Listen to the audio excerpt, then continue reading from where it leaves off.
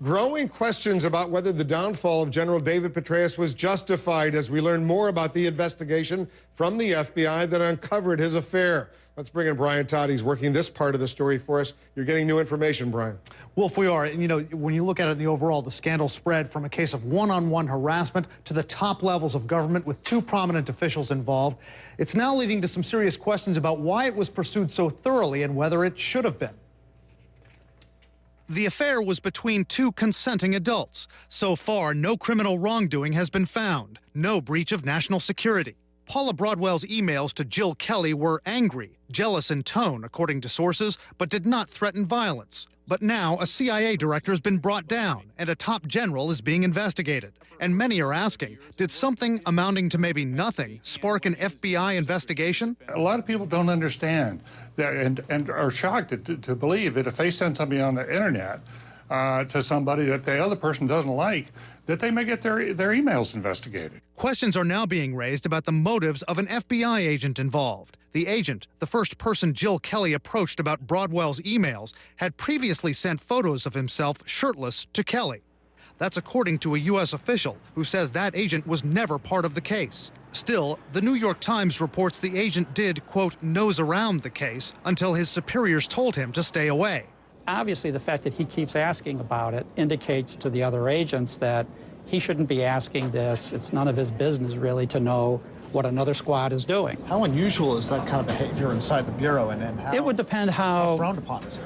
Well, normally, most agents would understand that it's inappropriate. CNN contributor Tom Fuentes, a former FBI assistant director, says that agent's conduct likely would not have affected the probe.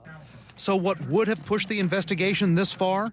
Experts say possibly other content of Paula Broadwell's emails to Kelly. A source with knowledge of the emails tells CNN they detail the comings and goings of Kelly and some generals. Among those believed to be referenced in the emails was David Petraeus. Parts of Petraeus' schedule were not public. Former Justice Department cybercrime prosecutor Mark Zwillinger says that would raise two concerns for the FBI. One would be the concern that the person has access to more than that, to classified information that person shouldn't be seeing or be looking at. The second would be a security concern. That security concerns, Zwillinger says, would be the possible targeting of Petraeus or top generals who could have been mentioned in those emails from Broadwell. If she puts that information about the schedules into emails to Kelly and somehow that gets circulated further, the generals could be put at personal risk. Zwillinger says that's clearly grounds for the FBI to pursue it further.